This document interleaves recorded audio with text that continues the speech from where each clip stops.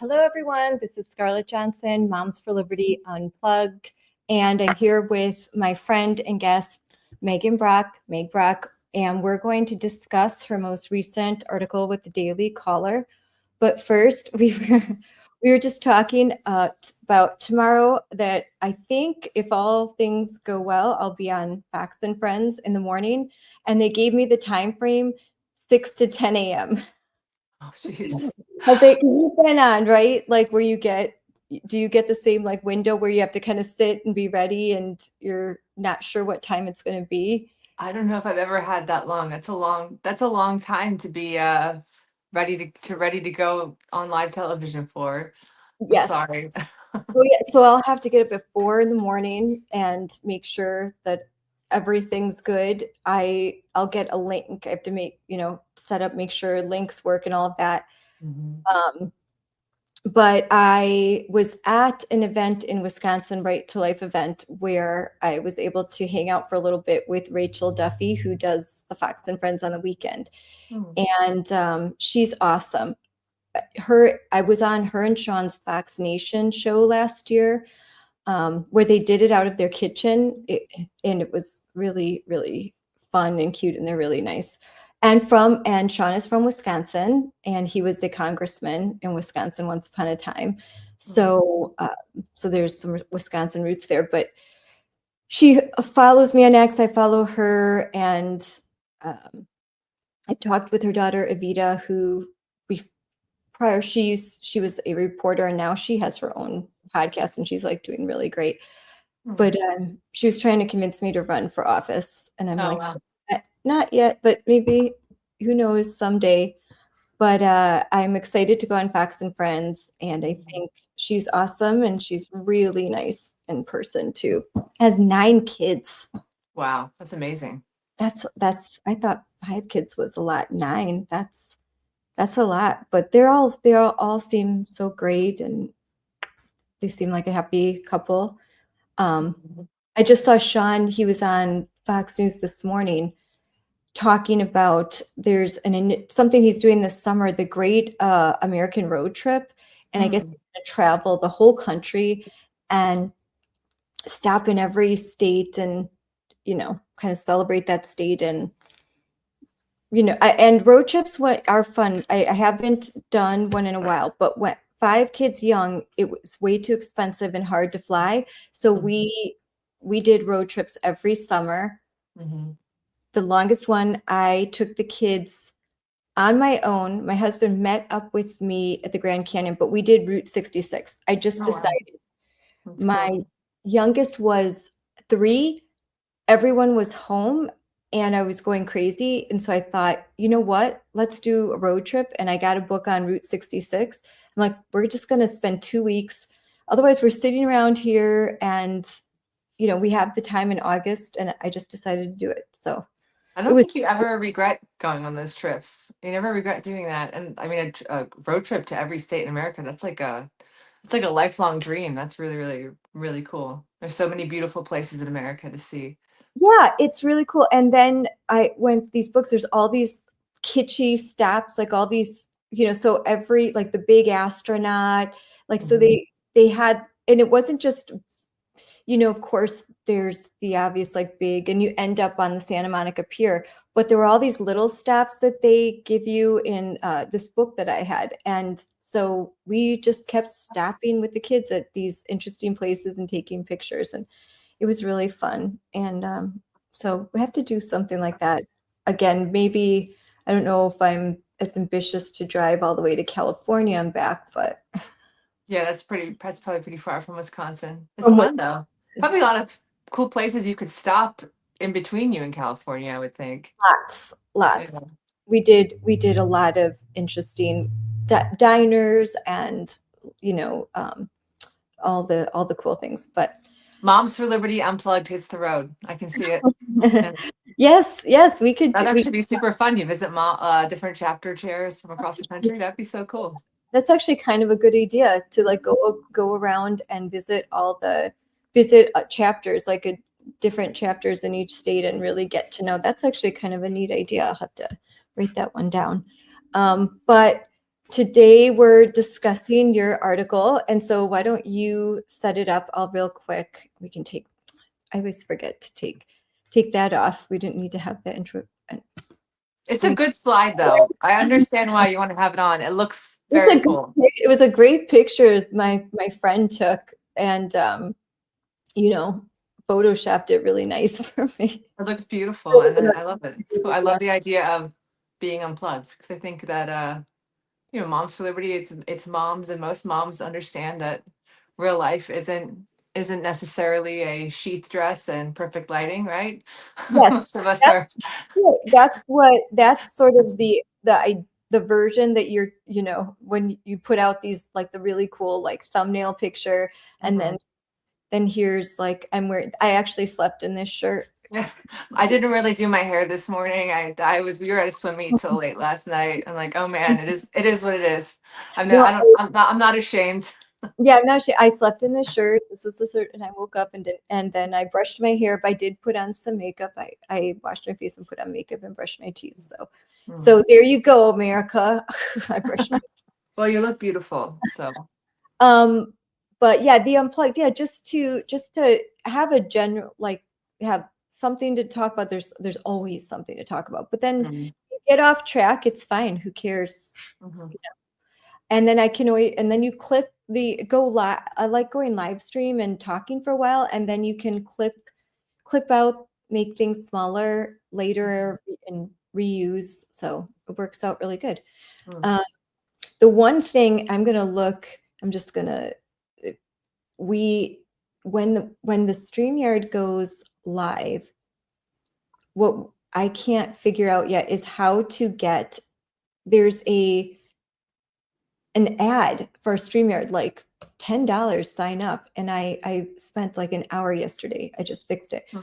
But trying to figure out how you get that. So if anybody knows how to get the new to streaming like thing that automatically shows up on Meta, let me know, because I could not figure it out. I was gonna say, when you're talking about your Fox and Friends interview, that I feel like getting the links and everything set up is usually the most stressful part for me.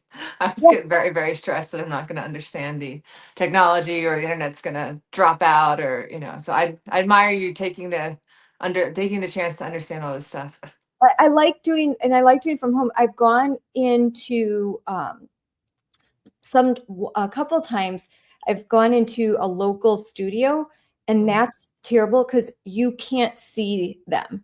You're looking at the camera, but you can't see them. You can hear them, and you can see there's like a little tiny camera, and so you're kind of like pretending like you can see them and talk, and then it takes a lot more. You can't see yourself, you can't see them, and you're kind of looking into a camera and talking, hoping that you're getting that message across. I mean, nothing beats talking in person, but at least like this, that's what I feel like when you do podcasts, it takes a little bit to start to feel natural. And just when you start to feel natural, it's like, oh, the 20 minutes are over. We've got to end it. And I mean, and if you're doing Fox or Newsmax, like you're lucky if you get 5 minutes, and usually there's several other people on. So in essence, you have 30, 60 seconds to say something. And we were talking, it can be harder to do a school board speech than a one hour podcast, because you have 3 minutes, sometimes not even 2 minutes, to say something memorable, and hope that you don't. That's why you write. I always say, write out your school board speech. It's okay to read, because if you look up and you start talking, a minute's gone and then you didn't get to your point. So. And those kind of comments too, I don't know if I've given them and they have the ticker down where it starts at 2 minutes, and then you're like, all right, I'm at a minute, and then I'm at 30 seconds. And then you get to the very bottom, and it's like, when I was in Bucks County, theirs would start flashing red in like the last 15 seconds. And there was a great satisfaction. And when you finished your comment, like as the last second one, it always made me feel like, cherry on top. Got it done in 2 minutes. Take that. Like, boom, like, oh my gosh, because that when I timed it, the worst is like you're like, oh darn it, can I just have 5 more seconds? Yeah. And I was when I was the last time I testified in Madison, we were way outnumbered, and they must have had hundreds of speakers, and they all had signed up early. So we're waiting. And the few people we had, maybe 10, had to leave after a while. So by the time I got up to speak, there was the 5 minutes. And so I was still talking. I'm like, listen, can you just give me a few minutes here? Like, I am way outnumbered. I am the only one, with of a diversity point of view. And the whole crowd's like, oh, boo, boo, boo. I'm like, all of you talked over your time limit. And then the Democrats would always ask them a whole bunch of questions. So there'd be someone up there for a half hour who was Wow. just either a lunatic or not making any sense at all. And I think a strategy on the left is to, like, one question was asked, what is your joy? How do you find joy? And then they talk, and we're all like, come on, we just want to testify. Like, I don't want to hear about trans joy right now. And the Republicans, again, That's quite a topic too. I'm like, oof, I won't even open my mouth there. There's a lot to unpack in those two words. yes. And the Republicans are, of course, like I think are, they're just trying to move things along. But I kind of was like, why don't you do the same thing? Ask me a bunch of questions. Let me talk. I know this subject. Our Moms for Liberty members know this subject. Were several other groups there that that know the subject or brought in people, some experts. So use that same tactic when you have your people up there, instead of looking at the watch thinking like, we've got to roll this along. Things are running behind. You're going to be there all day anyway, because the clown cars have rolled up. The teachers unions have brought their people. All the different, in Madison, that is the headquarters of our state superintendent and the Wisconsin Department of Instruction. So they'll send their people over.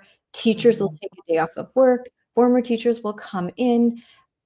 I've seen Advocates for Youth, Fair Wisconsin, G Safe, WAC, like all of the teachers unions. I received their emails, their calls to action, and they're like, show up, we got a bus, we'll drive you, we have lunch. They get out rooms, conference rooms. They provide food, they get college kids out. And on our side, that has been. So the organization is impressive. I mean, that's an impressive level of organization. I guess that's what Did they you would see call that in community people like organizing. Bucks County? Did you not see the same organization there? I think that when I was advocating for kids to go back into school, I felt very surprised because we talked last week. Before COVID, I was just typical normie mom, probably like a lot of listeners, not engaged in anything. But I'm from Bucks County, which is outside of Philadelphia, and it's one of the most important swing states in the country. I mean, it was all over the news this election. And when I just got involved in pushing back with schools, I was really surprised because there was very, very, very little on the ground organization compared to, you had the ACLU representing like for the trans issue and us another school board. I mean, the people who are pushing for school closures and then gender ideology, it was very outnumbered and very in their favor in terms of the on the ground organization. And I think it was hard. It was hard for me because when you're outnumbered, and I think that local media as well is a big part of it. In the Philadelphia area, you have a bunch of really wonderful conservative talk hosts, but in terms of like print media, it was very, very one-sided, and I think it's a lot to battle against when you're being constantly painted as a quote unquote transphobe for saying, I don't think we should be taking the fertility away from young girls or removing their breasts. Again, that's not like shouldn't be a controversial thing to believe, but And we know it is. that was in 2022 especially, right? That's about the time, was it Mhm. 2021, 2022? I think that we were, first of all, but at that point I was we were talking about critical race theory. We're Mhm. first masks, opening schools, number one, Mhm. just opening up society. Then it was opening up schools, and then once they were Mhm. open, mitigation strategies. Mhm. That masks were the least of the strategies. They were, it was the last to go, but we were dealing with that the kids were eating lunch facing the wall, Mhm. 6 feet apart. Sports could be open. If they were, the kids had to wear masks, or there was the kind of quarantine procedures, the Mhm. 28 days if you were around somebody that tested, all that stuff.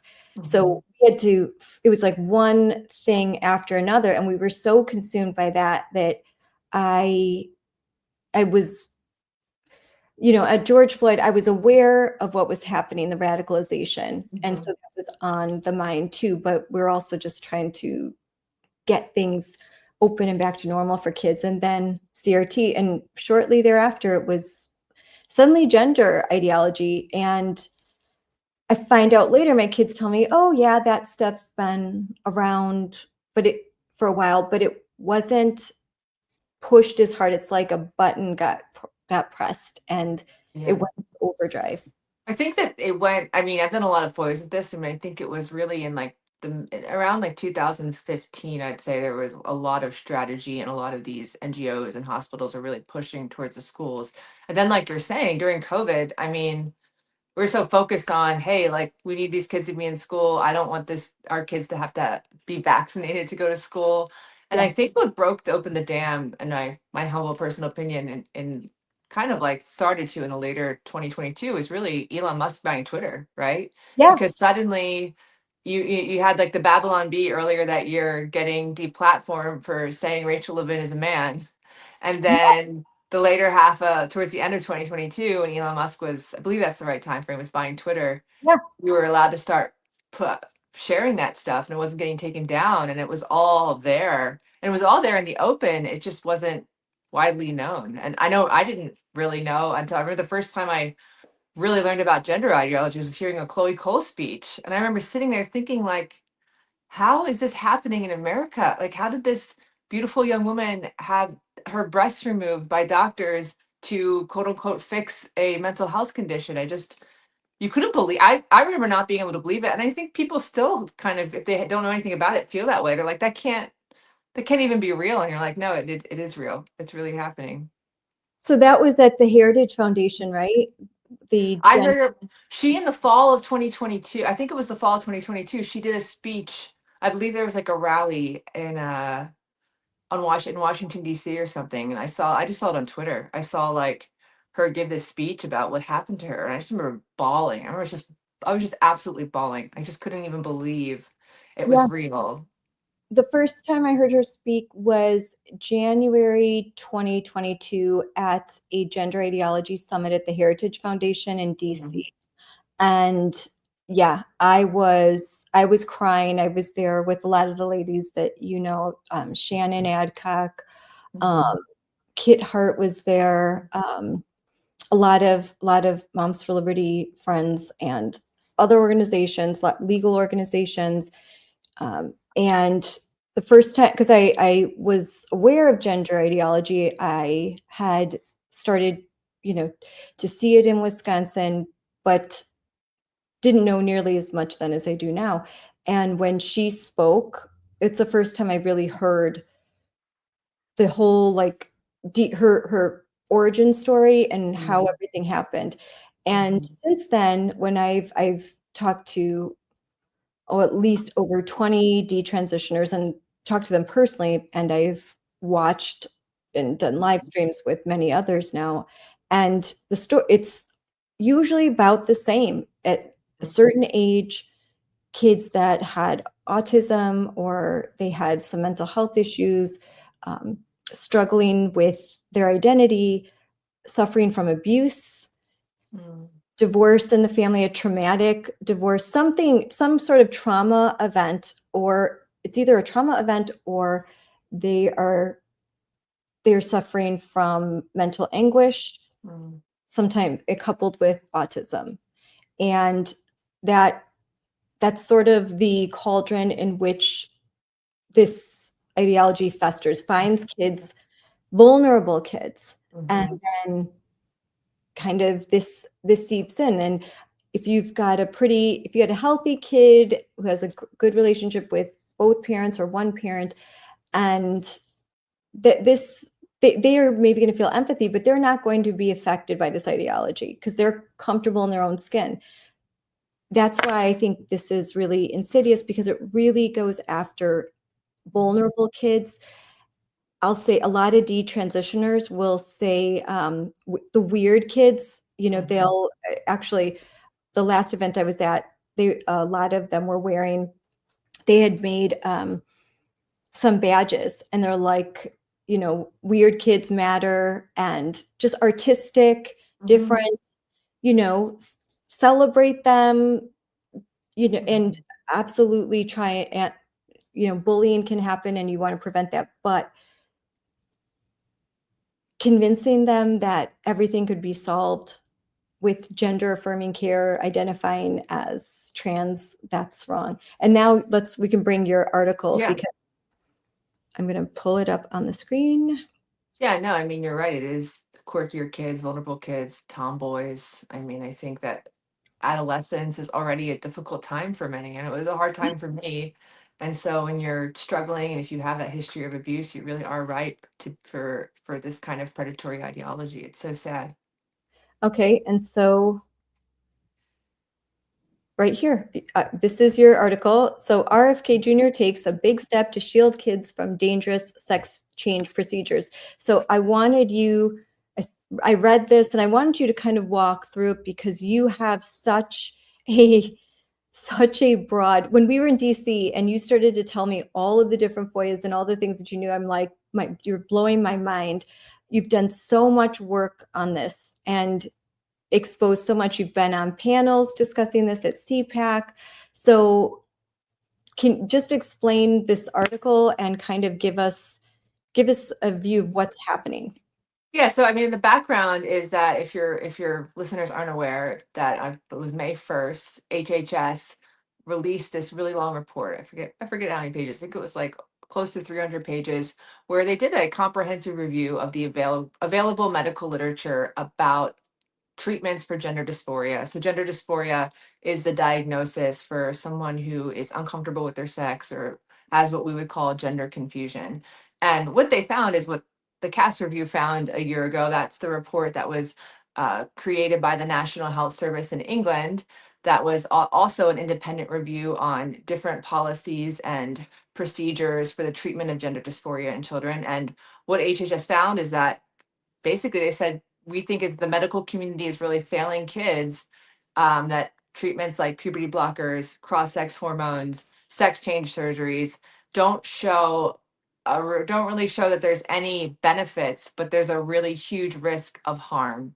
And I think that's all pretty common sense. I mean, I don't think I said this to people, like, you don't really, if you need a scientific study to convince you that it's wrong to sterilize a teenage girl or give her experimental treatments that could sterilize her or remove her breasts, I don't know if we're going to convince you. But again, this report came out and it was fantastic. And so what happened this week, Thursday, HHS, I'm sorry, it was Wednesday.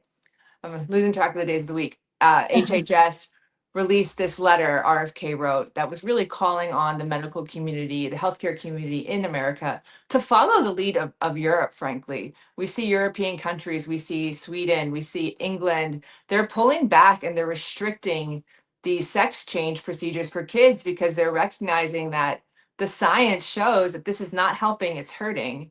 And it's extremely experimental. And so they really called on the American medical community to read this report that was released in May and to rethink their protocols, and to stop. It was a really bold call to action that is really necessary. And unfortunately, the American medical community, all the associations seem to be not following the advice of the Trump administration or the advice that the trends that are happening in Europe regarding child sex changes. They're really digging their heels in and filing lawsuits and yada, yada, yada to support these very, very damaging and very harmful procedures. So I have the letter up and it says providers should avoid relying on the World Professional Association for Transgender Health, that's WPATH, their Mhm. standards of care for the health of transgender and gender diverse people. And that's called SOCH 8, right? That's That's like I mean, I can talk a little bit about WPATH if sure, you want yeah, me to let's talk explain about it. that because when I'm sure people hear WPATH, so you know that's the World Professional Association of Transgender Health. So Mhm. yeah, you take the lead on that. I think so. WPATH is an international organization that was originally started in 1979, and I guess it was like the last version, Standards of Care version 8, was very controversial. I mean, it's all controversial, but one of the points of controversy was it was discovered that Rachel Levin, a former HHS secretary for the Biden administration, was pressuring the organization to remove lower age limits for surgery. So basically saying there shouldn't be any age minimums for sex change surgeries. Why WPATH is so important is really you have to understand a little bit about insurance and law and how all of that works. And so if you go on most insurance plans, I'm not going to say all, but I've read many, many insurance plans. If you go on to a hospital's website, a children's hospital website that has their procedures for child sex changes, I would say there's a very good chance you're going to find WPATH mentioned somewhere because they have created this clinical guidance. They call it the standards of care. And that really serves as the bedrock and the standard in which insurance companies, healthcare systems, schools are using to say these sex change procedures are quote unquote medically necessary. So they'll say, you know, if a man wants a boob job, a man who thinks he's a woman wants a boob job, that's medically necessary. And that they'll cite often cite the WPATH standards of care. So that's why WPATH is such a big deal, is because they really are what has given some quote unquote credibility to the medical transgender complex, and they're cited throughout the world in law and insurance companies and healthcare policies. So Look at all these symposiums they're going to yeah, have. Just put that up. You know, they're going to be Germany, New Mexico, Mexico City, Mexico. they are losing I believe there was an article, not by us, but talking about they're losing their members, how their membership is dwindling. But it's so the CAS review and the HHS report both addressed the fallibilities and the incredulous science used by WPATH to come to their conclusions. And so that is why this HHS letter from RFK, he's telling the medical community, like, hey, this is not good science. This is, President Trump's called it junk science that's supporting the surgical and chemical mutilation of children. I love that he wrote that executive order just calling it that and Yes. just saying what it is, because that's exactly what it is. It is the chemical and surgical mutilation of children based on junk science. So I think it's absolutely fantastic when you think about what President Trump campaigned on. This was one of the big issues. He said he was going to do what he could to stop child sex change. And I think that his administration is really taking very bold steps to do that. Now, it needs to be followed with law, it needs to be followed with state laws. I mean, obviously, it's great to see this happening, but you have to start somewhere. And I hope that this continues to raise awareness within the healthcare community for doctors to actually heed that letter and say, you know what, we really need to rethink what are Yeah. we doing? Because science is the scientific method is you have a question, you have a hypothesis, and then you do your experiments to see if your hypothesis stands. It's not the other way around. It's not like, well, we have a hypothesis, and so then we're gonna fudge the numbers and make our science fit our hypothesis. And I think that's exactly what's Yeah. happening. You have these organizations saying, oh, you know, cutting off a little girl's breast like saves her life. Like, no, it does not. It Mhm. sets her up for a life of regret and long-term trauma. And I think, I don't know exactly if there's data, but I've heard stories of people who they get these surgeries and then they end up more depressed. I think there was a study that came out a couple months ago or 6 months ago where they found people who had the surgery in the long term were more depressed, which makes again, it makes a lot of sense that if you've removed a healthy body part, that you're gonna have to have some deep. You're gonna probably have some deep regret later on. Well, I think I have a couple of things to say, but I love that Trump called it junk science. And that's what we appreciate about President Trump, that he's not going to use big words. He's just going to talk like a regular person, like this is garbage.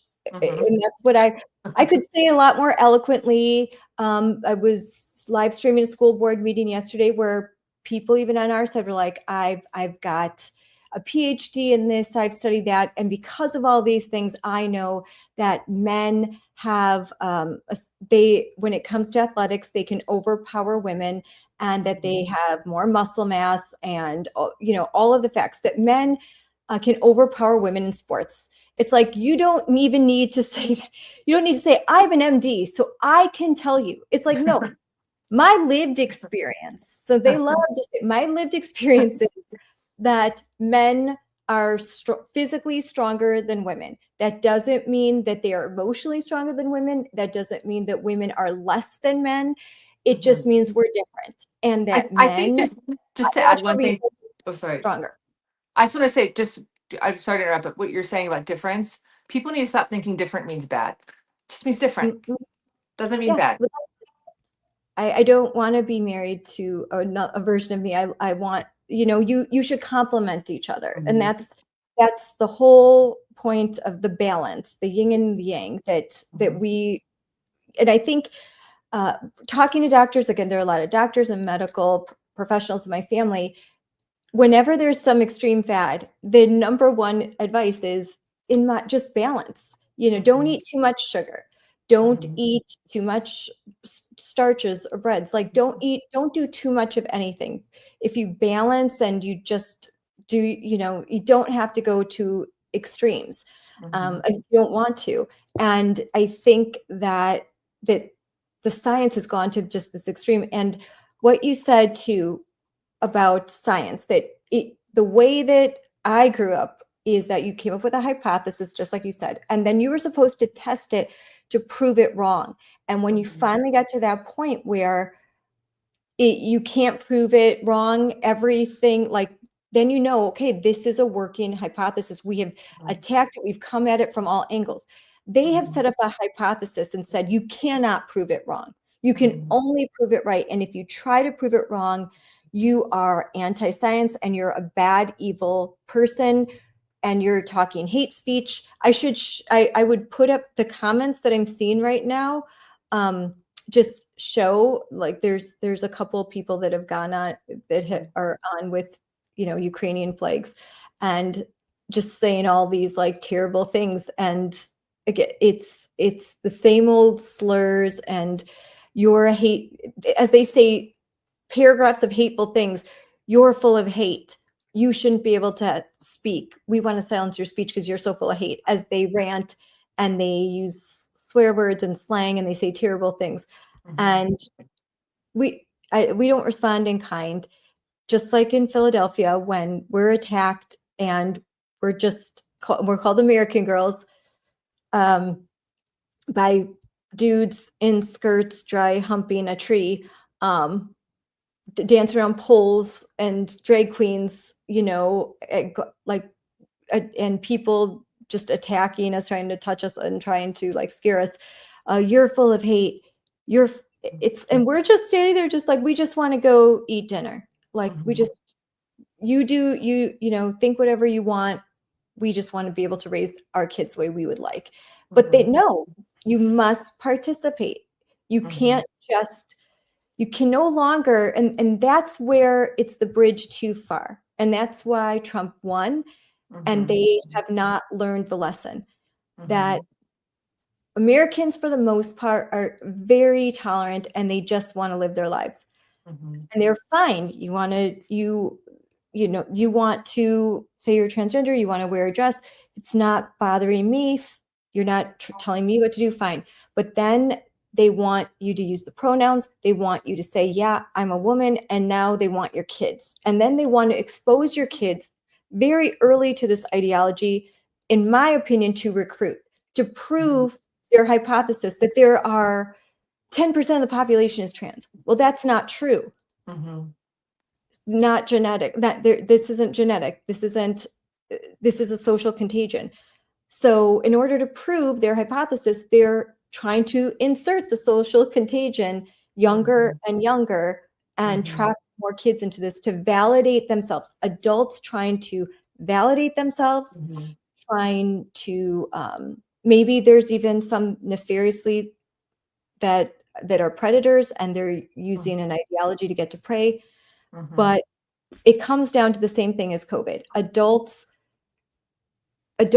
validating themselves through children, adults Mhm. putting their wants and desires and needs and feelings before the actual what's good for kids.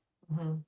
And I think in COVID, I was thinking about this week, how it was really the vulnerable kids who got hit the hardest. It was Yeah. the kids who are most vulnerable, who had the most learning losses. It was the kids who were trapped in homes being physically abused, who are not going to recover. You know, the kids who had parents who were in stable homes, who could have extra resources to help them, were way more likely to make it through unscathed. So the same with this, it attacks vulnerable kids. And I think it's like, I have nothing, I'm actually driven by empathy for these vulnerable kids.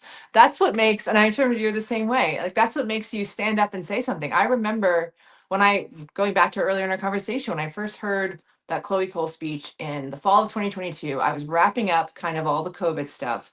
And I remember telling my husband, like, because I was doing a deep dive, like, I can't even believe what's going on. Like, I think I can take my newfound FOIA skills and start like uncovering things. And he's like, please, please don't do any more public records requests. Because I did public records requests for like 2 years. And I mean, there was always paper in our house, and I was always reading something. And I was always like, oh my gosh, fighting with these agencies. He's like, please don't submit. He's like, please don't submit any more FOIAs. Like, just walk away. I'm like, I don't think I can walk away. I don't think I can walk away. And it's because I was driven by love, by compassion, by empathy. Because you realize I'm like, how can I understand and know that in our country, 30 minutes away from where we were living, little girls are losing their right to be a mother, and they're not even a woman yet. They don't even understand. They have no clue what it means to be a woman or a mother. Like, how can we can't just sit back and be quiet about this? So any of this, if that's hate, I'm like, I think people just have very confused definitions of words.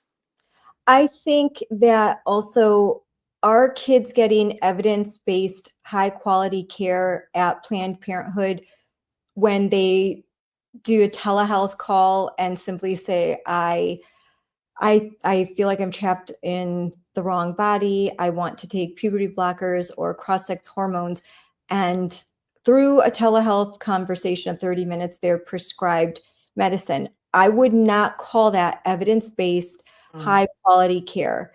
Mhm. And if WPATH is not providing, and if the American Pediatric Society is too captured by political interest, um, then healthcare providers shouldn't rely on any organizations that are suppressing evidence or pushing a political agenda. And is that Mhm. something that you've seen that there are that I think it's hard to imagine, but that there are activist doctors, there are Well, activist oh, medical that's associations. not hard for me to imagine.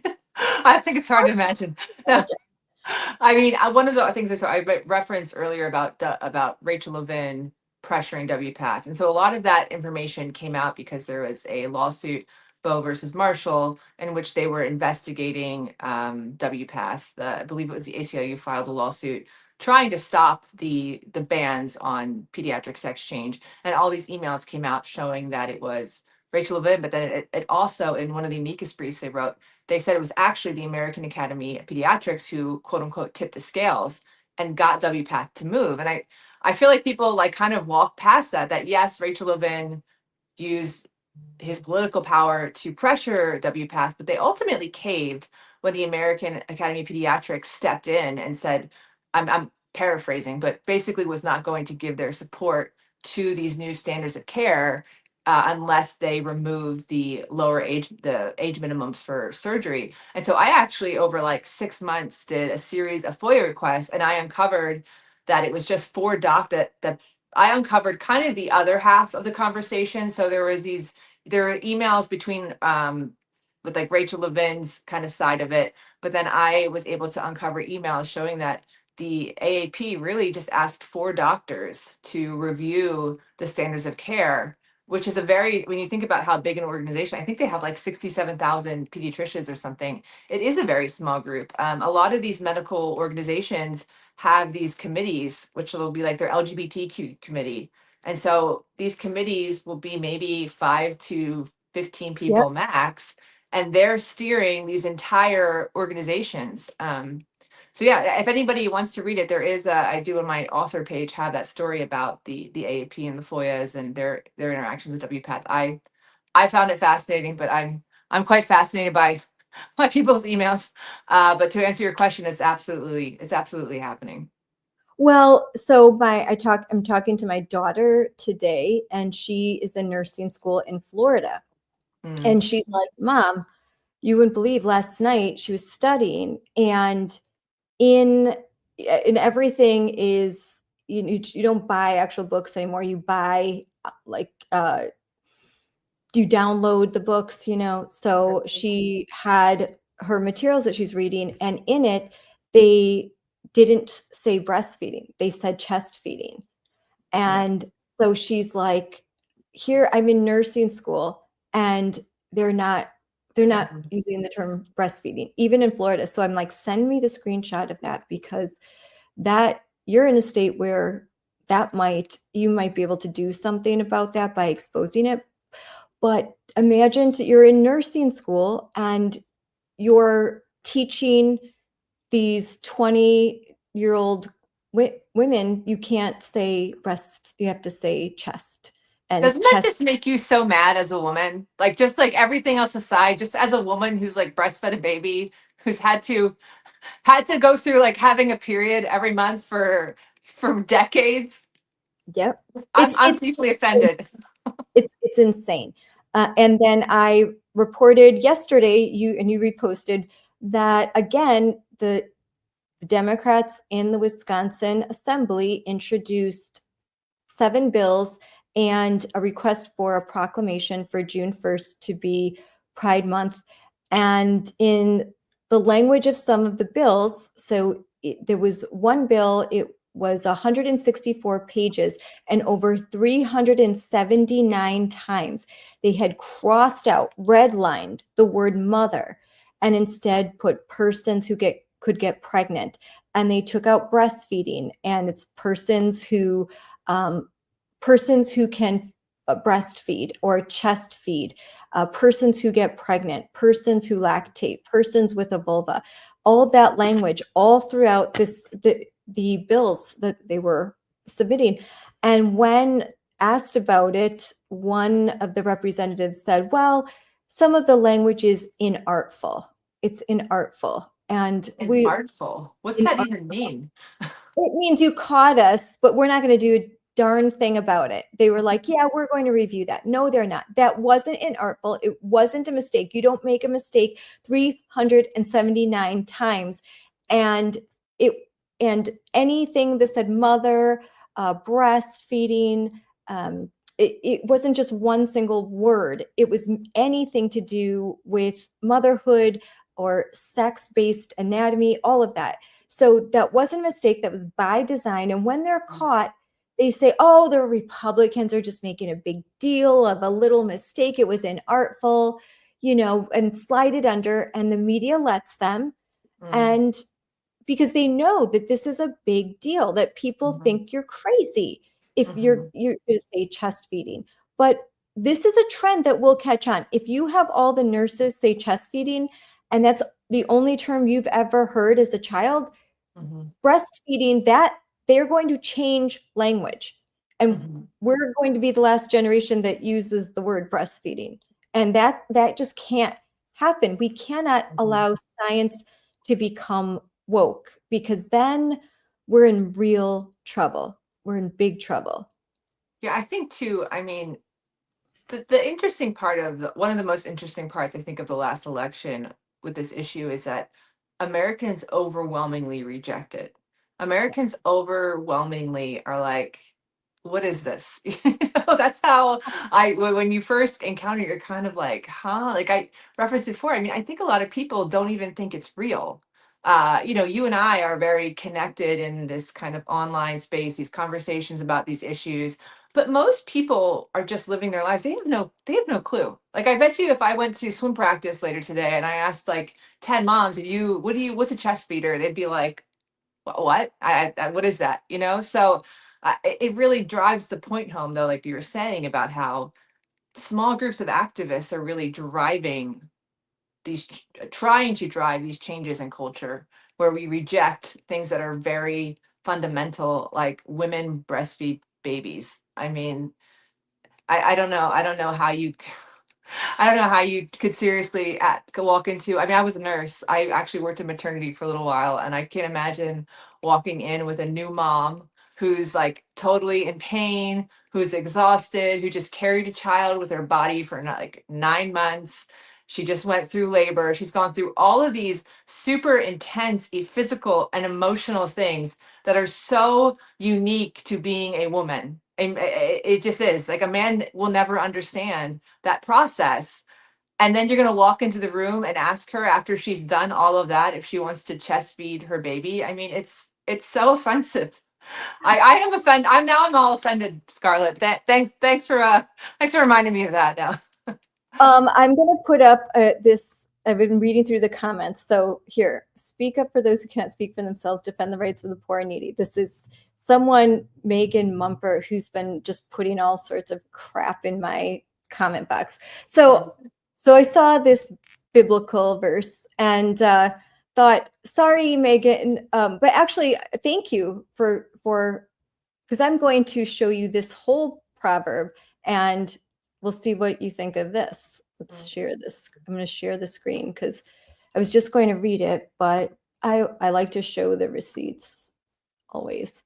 So here, it's for you, Megan. Is it showing up? Let me see. I'm going to get it on screen. Maybe I can't. All right, I'm going to read it. So this is Proverbs 31, the words of King Lemuel, the prophecy that his mother taught him. What, my son, and what? The son of my womb. The womb, and the son of my vows. Give not thy strength unto women, nor thy ways to that which destroys kings. So they know who women are. To go further down, who can find a virtuous woman? For her price is far above rubies. The heart of her husband doth safely trust in her, so that he shall have no need of spoil. She will do him good and not evil all the days of her life. She seeketh wool and flax and worketh willingly with her hands. She is like the merchant ships. She bringeth forth her food from afar. She rises while it is not yet night and gives meat to her household and a portion to her maidens. She considers a field and buys it. With the fruit of her hands she plants a vineyard. She girds the loins with strength and her arms with truth. She perceives that her merchandise is good. Her candle does not go out by night. She stretches out her hand to the poor. She reaches forth her hands to the needy. She's not afraid of snow for her household, for all her household are clothed with scarlet. She makes coverings of tapestry. Her clothing is silk and purple. Her husband is known as the gates when he sits among the elders. Strength and honor are her clothing, and she shall rejoice in time to come. She opens her mouth with wisdom, and her tongue is the law of kindness. She looks well to the ways of her household, eateth not the bread of idleness. Her children arise up and call her blessed. Her husband also praises her. Many daughters have done virtuously, but thou excellest above all. Favor is deceitful, beauty is vain, but a woman that fears the Lord shall be praised. Give her the fruit of her hands, and let her own works praise her in the gates. So just to know that maybe you should actually read the Bible before you put these quotes up. My grandfather was a minister, so as soon as I see something like that, I go straight. And one of the, and I read the original King James version. You can read in a different way, but that's the proverbs of a proverb of the good and faithful wife, the woman. And this is a woman who her name who she's clothed in honor and dignity. Her children call her blessed. The people in the community tell her husband, "You're lucky. Look at your wife. She's constantly working for her family. She's working for her community, and she puts her hand out to the poor, yes, but she is a woman who loves her children, who is not running around. This is not the woman that is saying, I don't know what a woman is. I'm going to go chest feed. This proverb is the ultimate praise for femininity and for a strong, faithful, loving mother and wife and pillar of a community. It's when I grew up, it's everything that you aspire to be. And it doesn't mean that you're a homemaker, that you have to be a homemaker. It just means that that you do, as a woman, the heart of the home is a woman. The heart of a family is a woman. You are the heart, and so to say that Moms for Liberty isn't striving to live up to that the virtuous woman is wrong. And to use that in an argument for transgender nonsense is ignorant, because this Proverbs clearly is about femininity. And there are other passages that talk about a male, a strong male, and that takes care of his wife, his family, that is a protector, that is a shield, that will, put his understand that his wife, the values, more than rubies, treat her that way. Treat her like there's nothing in the world more important and valuable than your wife. And taking care of your children, your name is everything as a man. And these are concepts that are foundational to human civilization prospering.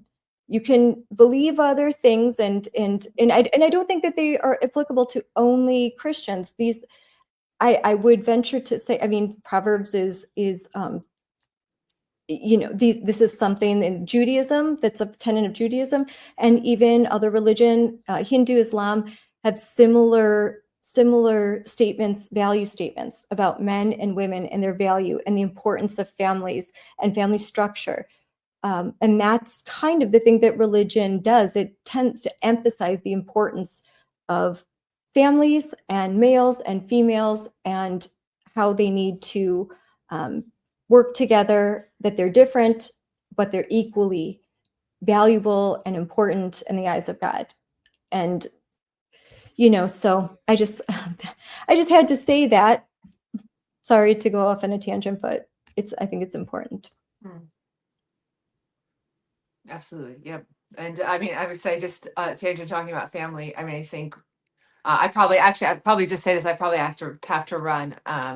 But I think one of the things that really breaks my heart with all the gender ideology issues, and they are many. I mean, we could talk about, I've written about gender ideology in social services, there's gender ideology in medicine, there's gender ideology in schools. I mean, really all of our institutions.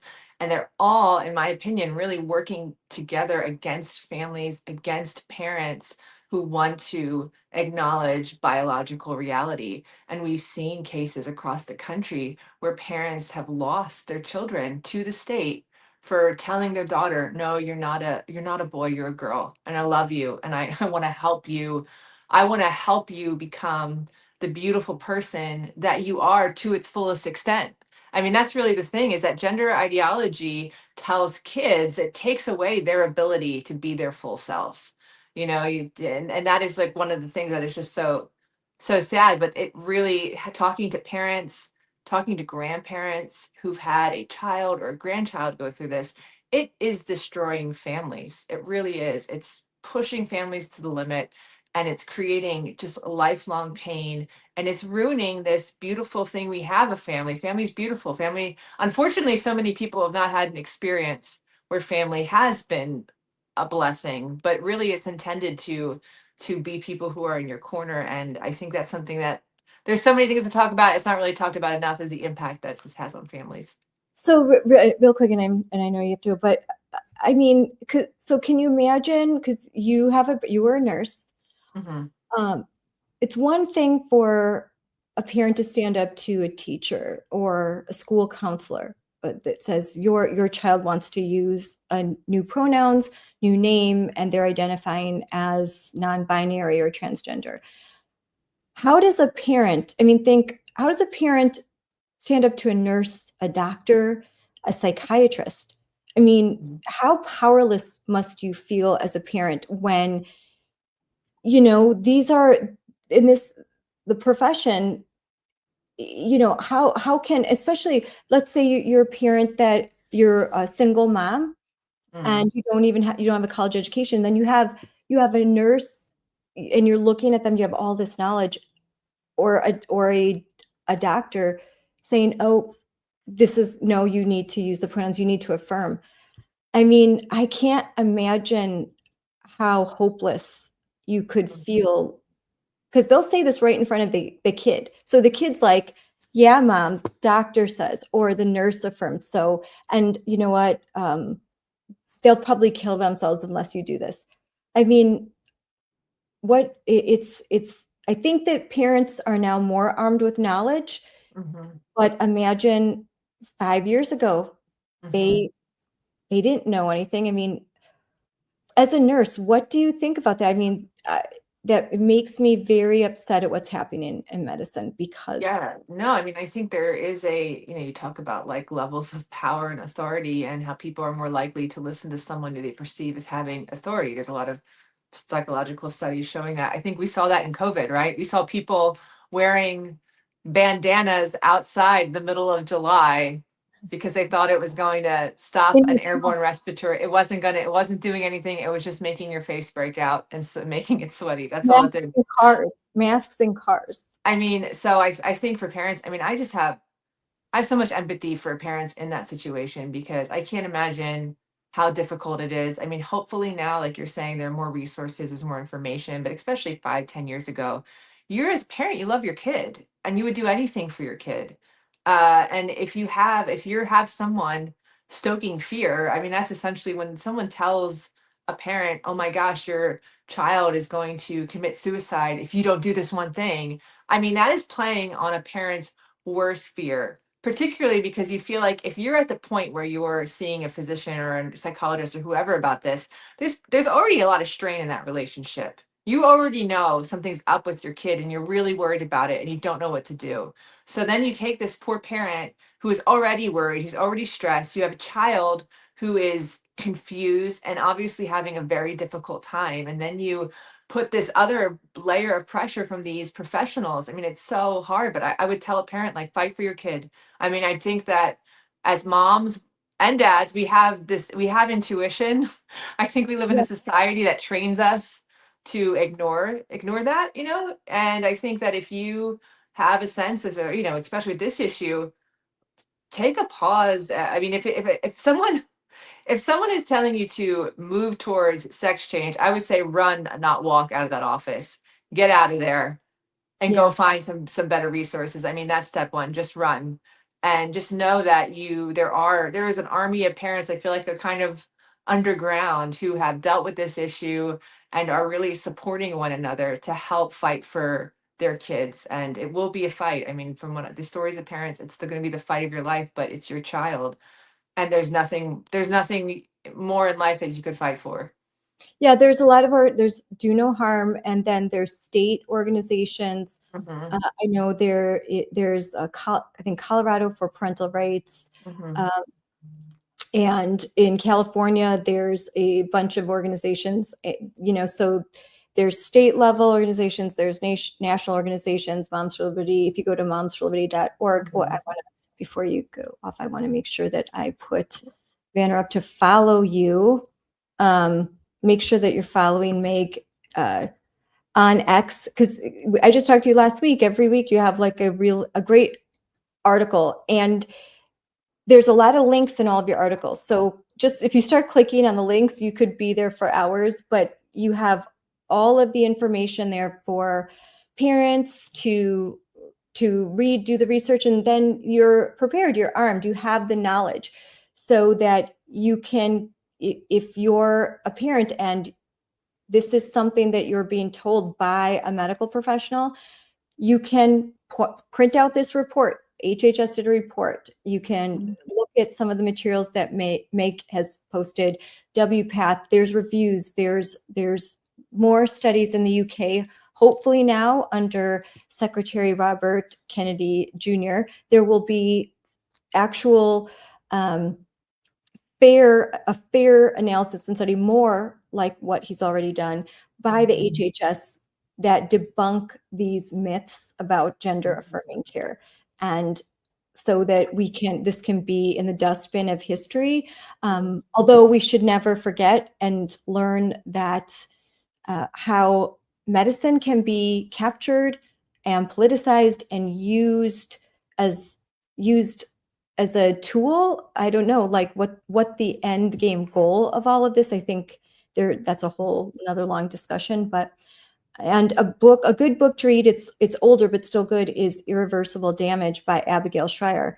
And when she wrote this book, her book basically was groundbreaking. It really exposed what was happening. And you have to think, I think it was published in 2019, I think. yeah, I yeah, think it was 2000. So it was right. She was like ahead of the curve. I mean, way ahead of the curve. Yeah. And so what you know there, and what she talks about, are the children that were going through the early social contagion among girls. It was usually girls that their parents were progressive. Their parents weren't like right-wing zealots. They were very progressive families in blue states. And they were like, yeah, we don't care if you're gay. We don't care about, but yeah, I don't think that you're a boy. Where is this coming from? Suddenly you went from girly girl to moody, depressed, locking yourself in the room, shaving off all of your hair, and now chest binders, and now you want to go through this medicalization. And she details how it happened, like many other social contagions, especially with teenage girls. And once you've read that, your eyes are like wide open. So I would recommend that highly. Well, thanks, Meg, for coming on. I'm sure you've got some other great articles in the works, and we'll talk again. I always learned. There's always a lot to. Unfortunately, this ideology is so entrenched that there's always a lot to write about. I don't think it's stopping anytime soon. So thank you so much for having me, Scarlett. Appreciate it. Yeah, thank you. And again, you work for the Daily Caller News Foundation. Yeah, so if you want to go read, you can Google my name. I have on my Twitter bio, there's my author page. So most of my articles will come up there. Yeah. Great. A lot of great work and more to come. I'm excited to see more of what you're doing, because I know some of the stories that you're working on, and I'm excited to see them because they're very relevant. And the next time we didn't even get to what I wanted to talk to you about, what's going on with Wisconsin, because the proof that there are the state departments of education are still seeking grants and federal dollars to pay for a lot of the stuff in schools. And it's not stopping, folks. Like, it's not going to just end. They're not folding up their taking down their tent and going away.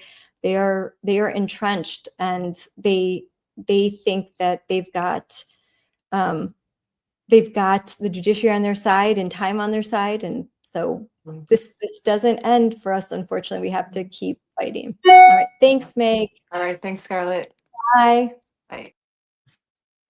That was a great conversation with Meg. Follow Meg at Meg Brock X, and of course should follow Moms for Liberty as well. Follow Moms for Liberty on X at moms4liberty. And then if you want to join Moms for Liberty, we would love for you to do so if you are not already a member. Join Moms for Liberty at momsforliberty.org to learn more about gender ideology. Right now I have comprehensive sexuality education because that was our big focus for the month of May. And in previous, I think last month, we were focused on gender ideology. Restorative justice was another topic, critical race theory. And so there'll be a little summer break, and then we'll be back with Moms for Liberty. M4LU will be back in the fall, but there is a lot of great content. I'm sure that you haven't seen everything because every week there were interviews, there were book clubs, there was live streams, there was interactive town halls. So deep dives. Plus, what's great is when you go to m4lu.org and you go in the links, there are toolkits, and the toolkits are just loaded. And believe me, all the Moms for Liberty members have contributed. They'll send articles and all of this stuff and studies and resources and all of the receipts. So if you go to m4lu.org on any of the subjects, just click the toolkit and you'll find just a plethora of information. And there'll be also redirects to different YouTube channels and some of our great allies and the organizations that we work with. And so it's just amazing. These are great toolkits. And if you do not have a chapter in your state, in your county, consider starting one and becoming a chapter chair, or find one that is already that's nearest to you and contact. We have an interactive map on. I'll put that up. momsforliberty.org. I'll show that. So on momsforliberty.org, we've got a map of the country, and we have chapters in 48 states. So you can just click on your state and see if there's a chapter near you. And of course, you can become a national member and utilize the resources. We also have a summit that is open to all members and to everyone. I think you can attend the summit, which is in Orlando, October 16th through the 18th. It's amazing. It's fun. It's going to be at the Gaylord. So it's just this fabulous hotel. The rates are really good. And I believe this is the last week for early bird pricing. So you should check out momsforliberty.org and you can register for the summit in Orlando.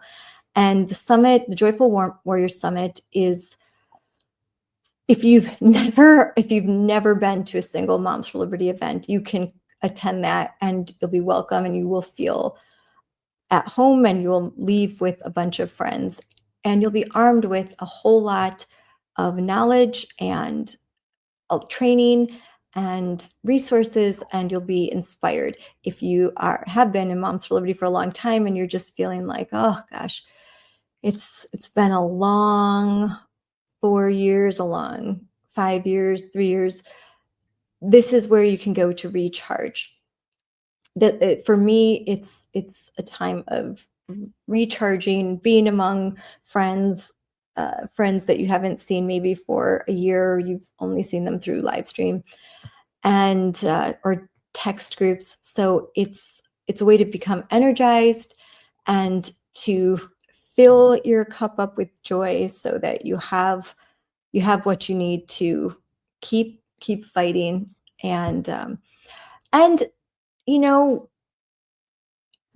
I'm a chapter chair. It's our last meeting. We had a lunch and we had a really good time. It's not always activism.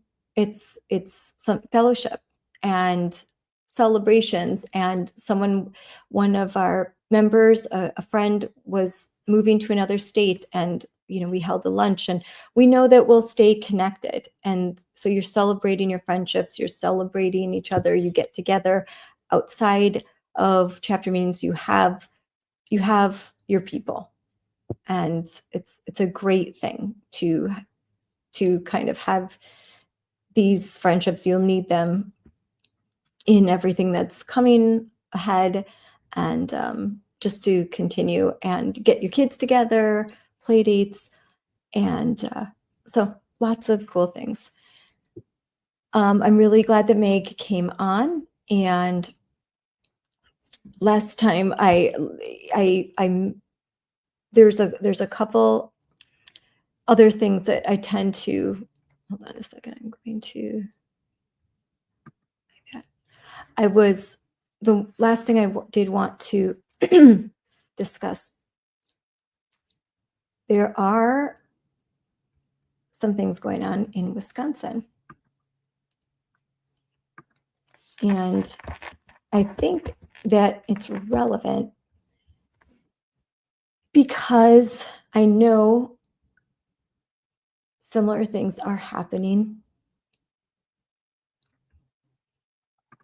across the country. And I'll get to want to share.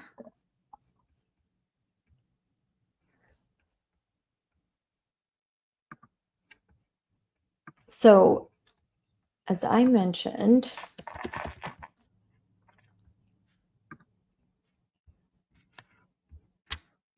there was a, sorry, just one second. I want to read this and get this all up. So,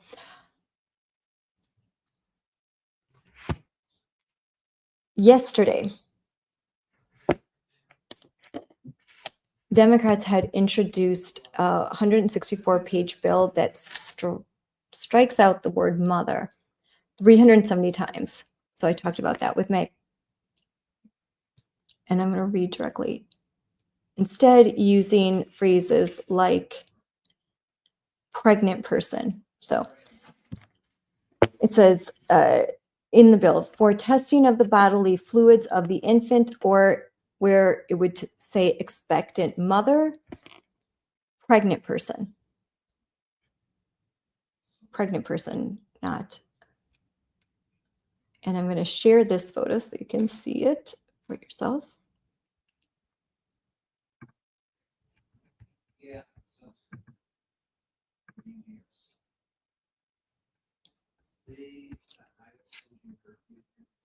Yeah. So just one second, I'm going to find this.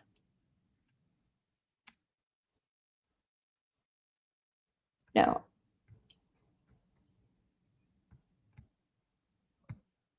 So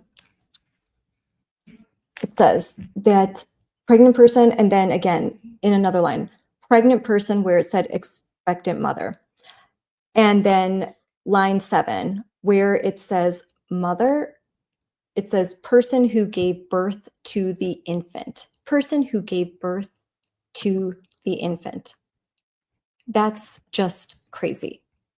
That 379 times. 379 times to take out the word mother.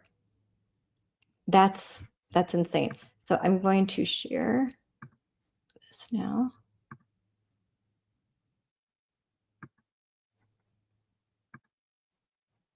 These 370 times. They've even removed the term breastfeeding, and instead they've called it person's breastfeeding. Person's breastfeeding and chest feeding. Yeah, because men can breastfeed, right? This isn't the party of science. This is the party of insanity. This is what happens when you're ruled by a radical left woke agenda. You can't even say the word mother. And you have to say pregnant person. You can't say mother. You can't say breastfeeding. You have to say chest feeding or persons who breastfeed. Thank goodness that Republicans have control of the Assembly and the Senate in Wisconsin. Otherwise, a bill like this would actually pass. Yeah, so that is not going to pass in Wisconsin. But there, but for the grace of God, go I. This is why Moms for Liberty has state legislative committees, and we have one in Wisconsin, because what we've realized is that the fight, the fight on local school board level, but a lot of policy and statute that governs what school boards, what their policy is going to be, or what they're going to do, or what the State Department of Education is able to do, or the policies that they're going to write, the limitations of the State Department of Education will be derived from statute and from legislation. And so we've got a state legislative committee.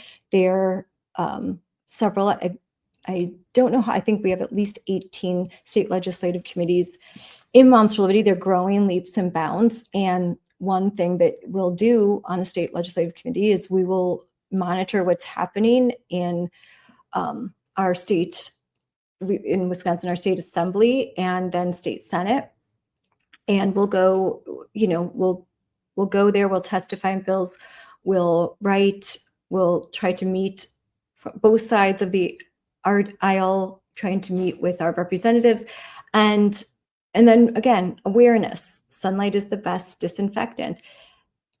And in a press conference on this subject, when asked, the authors of some of the bills, there were 7 bills introduced yesterday, 7 bills in honor of upcoming June 1st Pride Month.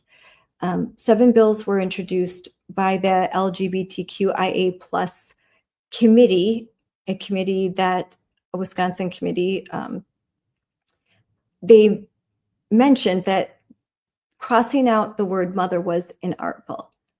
Crossing out the term breastfeeding was inartful, and they're going to review it, which they are not. They are not going to review it. It was intentional. 370 times isn't an accident.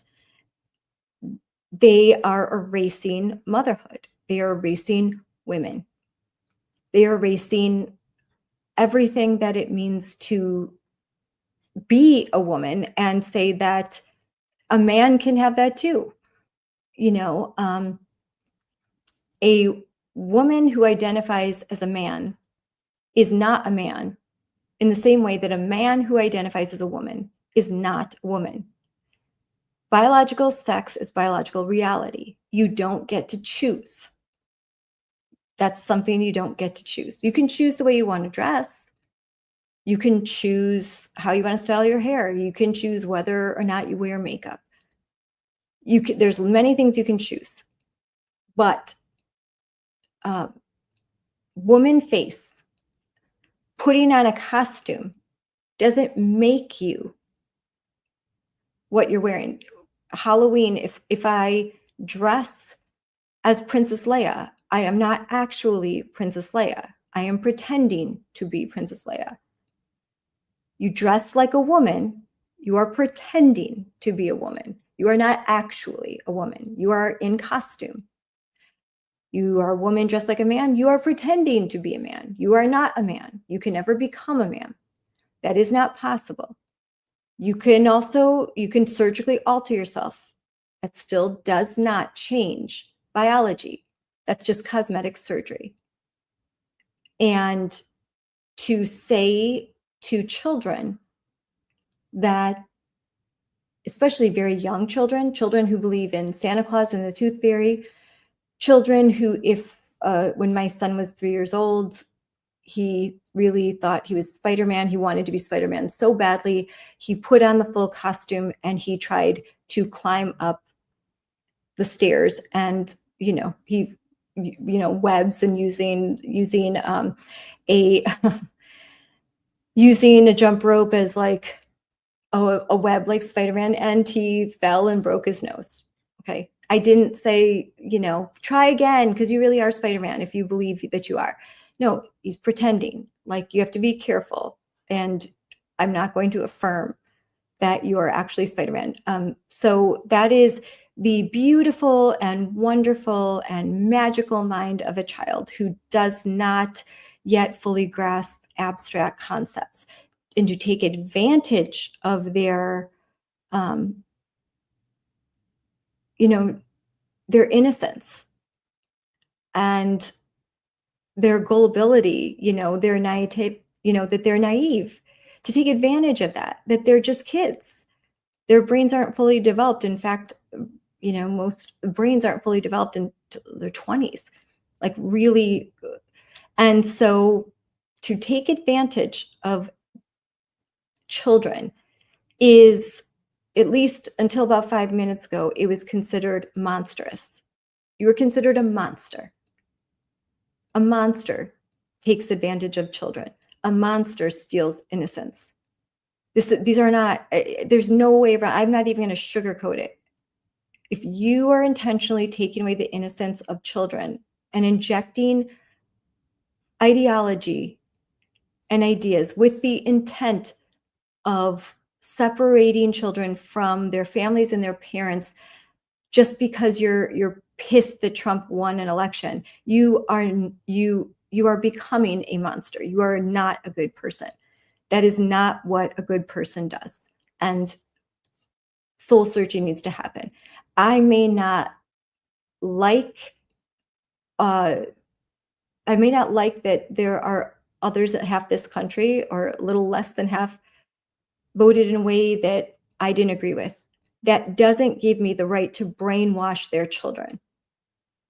That doesn't give me the right, because I don't like their views. It doesn't give me the right to inflict mine on their children in the overt attempt to achieve an end that I could not otherwise achieve. Because everyone knows, you don't have to be a political scientist, which I am, to know that the number one determinant of political ideology and worldview and values are parents and families. Parents are the number one drivers of, and the culture in which you raise your children and the values you instill. That when a child reaches, by the time a child is, say a child because I have children in their 20s, but in their early 20s, like whatever political ideology or worldview that they develop by that time, there's a 70% chance that will be the ideology they hold throughout their entire life, knowing that there are experts who are using their knowledge and their skills for nefarious purposes. They are intentionally trying to brainwash kids so that, what's the best way to stop what they would say MAGA or Moms for Liberty? What's the best? Get to their kids,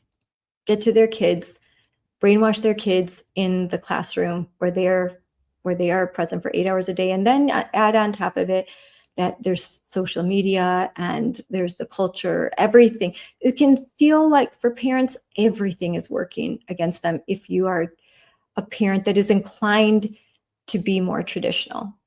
You don't have to be conservative. You could just be a parent that wants to raise children in a more traditional manner.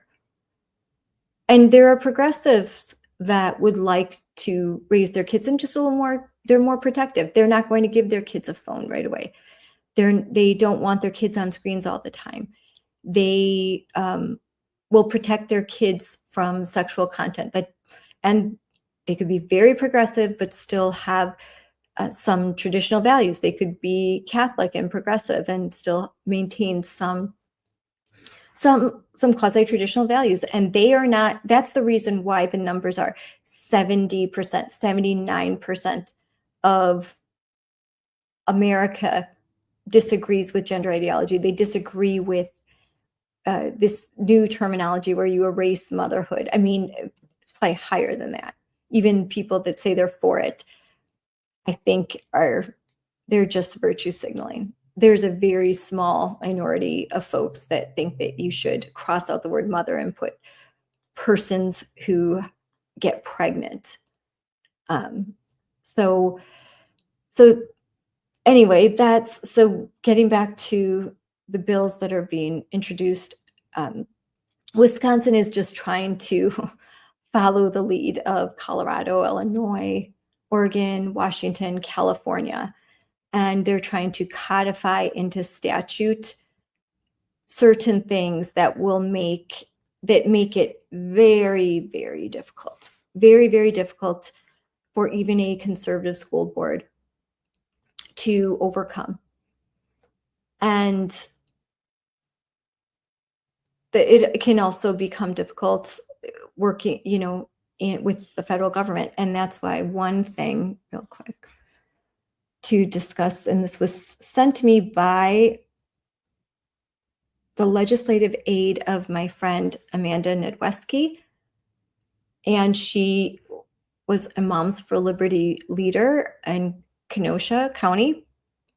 She was a co-chair, and now she is an elected assembly member. She's now serving her second term. She's awesome. And she chairs an accountability committee in Wisconsin that's very similar to DOGE, in which she is reviewing spending bills, looking over language, and able to point out sort of the radical progressivism. She's also a person who reaches across the aisle to get things done, especially for children. She does everything that she can to get meaningful, good legislation, particularly legislation that will protect women, families, and children. And she numerous times will reach across the aisle to do so. She's a conservative, a strong conservative, but she is wise and prudent and trying very hard to be effective. And that's the difference between Moms for Liberty, moms who go into office, who take higher positions. We have for so long dealt with, various, all sorts of people with school boards. I mean, we raise children too, but that I think that we're very effective at getting things done because we don't get caught up in the minutia. We're trying to we're willing to extend the olive branch as long as we're not compromising our values. We want to see real wins. We want to see real policy, and Amanda really worked hard to in Wisconsin to provide phonetic-based learning for all Wisconsin students. Our NAEP numbers are abysmal. They are awful. I think we're ranked 48th in the country as far as reading proficiency and math proficiency. And yet like in many other states, what can you do? How can you fix this problem when all that you when one side just simply give us more money and we're not going to tell you how we're going to spend it, and when bills are passed for phonetic learning and the funds are going to go for activist training, which we don't need more of. We do not need more activists. We don't need more DEI specialists.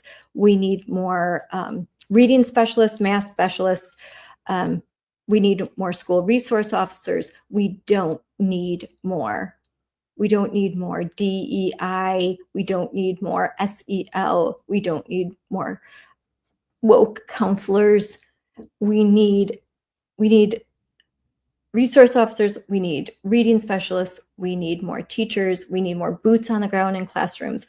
They just want more administrators and activists. And that's really at the heart of what's ailing education. And the fad learning, all of the fads, and instead of direct instruction and a focus a focus on basically going back a little bit, to the direct instruction model. I follow Daniel Buck, Beanie. There's a lot of great new organizations of former teachers and current teachers that are modeling. I just went to a school board summit at the Wisconsin Institute for Law and Liberty, and they brought in national organizations from around the country to talk about what works. It was a solution-based all-day conference that was not about discussing culture war issues. It was about what will work. How can we fix the problems that we're seeing in schools? How can we raise our literacy standards? How can we deal with the growing issues with discipline as a result of restorative justice? So it was a great conference because it was really focused on with great figures and it wasn't even briefly touched on school choice. It was really about how do we fix this? Knowing that in a state, there are many states like Wisconsin where we do have a school choice program and a charter program, but it's very limited in scope, and it's primarily in order to benefit from the Wisconsin Choice program, it's for low-income families. So that dispels the lie where they say, oh, choice is just for rich kids to go to private school. In Wisconsin, that is not the case at all, because there are income qualifications that are so stringent that even a lot of parents I meet that have multiple children and they are barely getting by. They are too wealthy to be able to utilize the school choice program. So it's a program that is geared to become a life raft for families that are trapped in particularly Milwaukee public schools. And our choice program does not even extend out to the rural areas, and that is the case across the country. I talk with folks across the country. Choice, because there are rarely a lot of private schools in rural areas. In rural areas, the public school is the only option other than homeschooling. And so we at Moms for Liberty, we need to fix public education. We support school choice, we support charter schools, but the reality is the majority of American kids are going to go to a public school. So we cannot turn our back on public education and shrug our shoulders and just say, oh, they woke, we out. No, you can't do that. Can't do that. Also, these are the kids that our kids are going to marry. These are the kids that are surrounding our kids in the neighborhood. You cannot isolate yourself. You need to be involved. Don't think that, protect your kids, homeschool if you can, if it's really bad, obviously, but don't disengage from your community. Don't stop attending school board meetings. Don't think, my kids are in private school, my kids are homeschooled, I don't need to go to the school board meetings. We really need you, and your voice is, because you have nothing to fear. Your kids, there's not going to be retaliation against you if you're homeschooling. So great, come and speak. You're a taxpayer. You have children that are school age. The other side will tell you, oh, your kids don't go they go to private school. Your kids are homeschooled, or your kids are grown. You don't get to have a voice. Don't listen to them, because I sit through countless school board meetings where they bring in activists that don't even live in the state, where they constantly have grandmothers speak on behalf of their taxpayers in that district. Grandmothers speak, they have kids speak, they have, they don't follow the rules that they are going to demand that you abide by. They have a whole different set of rules, and yet they'll have this standard for you. And then you'll think, oh, I can't speak because I don't have kids in the school district. No, you can speak. You're a taxpayer. Half of your property tax money and a good portion of your state and even your federal taxes will go to fund the public education in your community. You have every right to have a say in it, and you will be paying the bill if you don't. So you might as well stand up. You might as well speak up. And frankly, like, it would be awesome, because there are a lot of parents that fear that if they say something, their children will face retribution. And lots of times that fear is unfounded. I will say this. Lots of times it's better to stand up than it is to stay quiet. But there are times where that fear is legit. And my friend Nicole in Illinois knows that. For like her child, she had to pull her kid out of the Deerfield School District because she stood up, and the retribution was swift. But that only makes it more important that residents of Deerfield come speak and support her and have her back. Because if you bring a crowd in with you to support you, your likelihood of success is far greater. And at the very least, that there will be, it does change things. It will stop a more radical school board from becoming more and more, ever increasing more radical. They might take some steps that they wouldn't have before, and everything makes a difference. You may not see it right away. Conservatives like the ROI, you want to see the return right away. But sometimes the investment, this is a long-term thing. You're building a city you may not even see. That's the way I look at it. I am in a marathon, not a sprint. This is a generational fight. This isn't next year, the year after. Like, we have to look at things 5 years from now, 10 years from now, 20 years from now. That's the way the progressives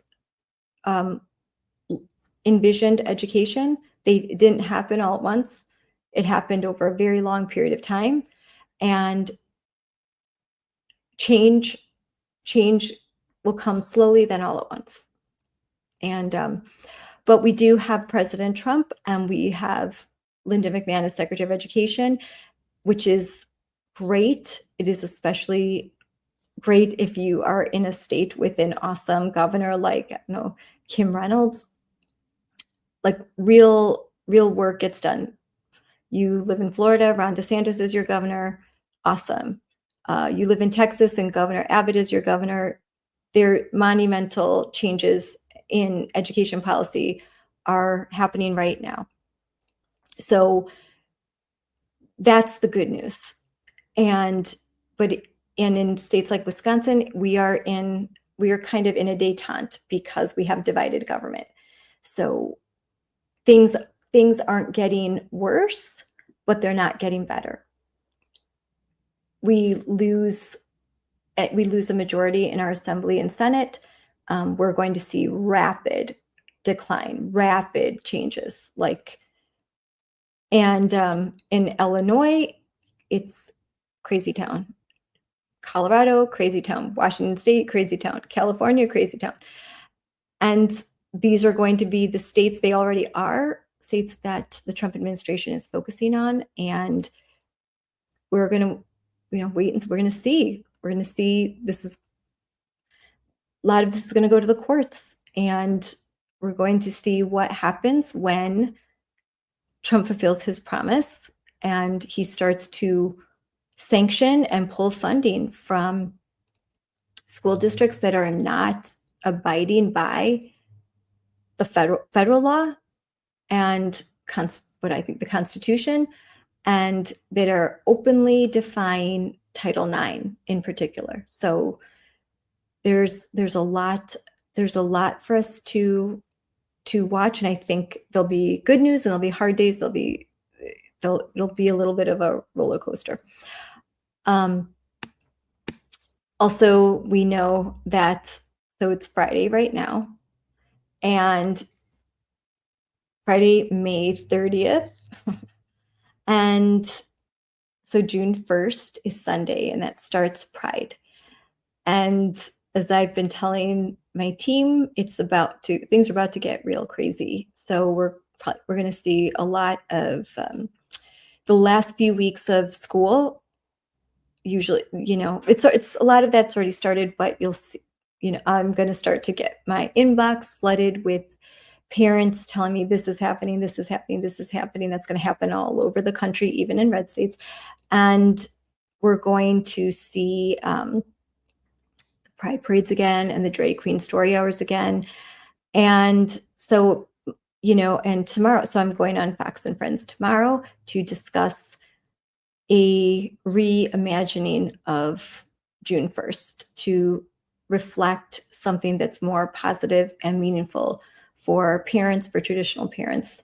And so that we can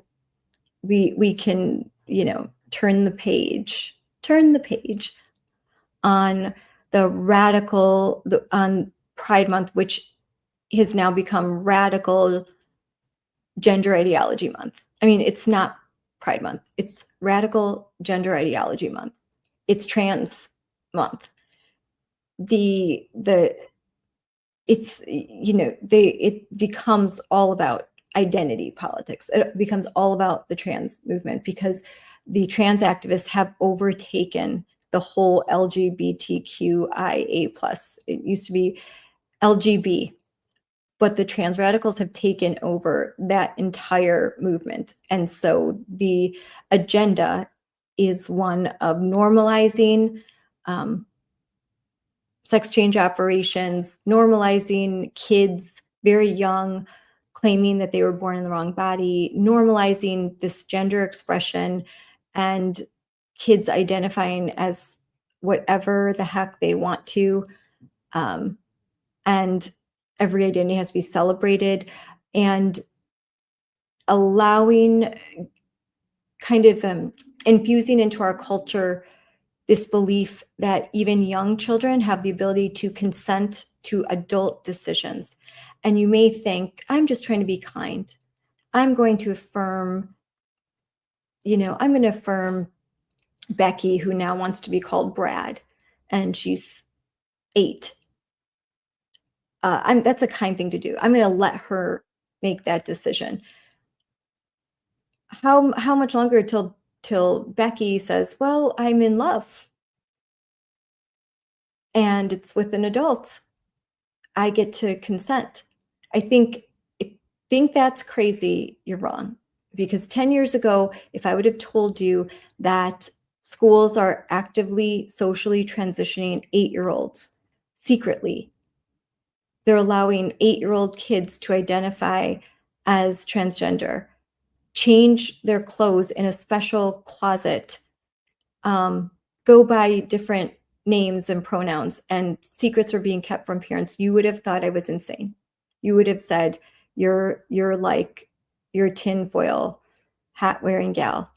So if you don't think that the normalization of what they call adult child love is next, you're wrong. That is the end game. The end game is to turn children into consenting adults. And when that happens, that's like end of days kind of thing. That is a society that is so evil and corrupt that, civilized society starts to completely come apart when that happens, when children are no longer protected. And in states like Colorado, they aren't. In the name of protecting children, they are removing young kids from their loving parents and placing them in homes with trans affirming caregivers. And the kids are suffering abuse, and everyone turns a blind eye because gender ideology cannot be wrong. It, again, like we said with Meg, it's a hypothesis that can't be wrong. And we're going to hide any evidence that it is. They're going to sweep under the rug the abuse because that just feeds into the right wing talking points. So we have to hide it. There comes a point where you can't hide anymore. And usually they go over the top over June, and the mask comes off, and normal people are appalled. And I have a suspicion that will happen again. We'll see. We'll see if it's toned down, but it doesn't seem to me that a lot of lessons have been learned. That's it for today. And I hope you have a great weekend. I know that I plan to have a really good weekend, and that I am traveling to Washington, D.C. on Sunday. So I will be doing some live streams from D.C., and I will be on Fox and Friends tomorrow morning between 6 and 10. So, when I have something more specific, I will post it on social media, but I am very excited, and hopefully I don't get bumped. But I'm excited to be on Fox and Friends. They're wonderful to work with, and hoping that I get to see Rachel Duffy, who's amazing. I love her. So have a good weekend, everybody. God bless.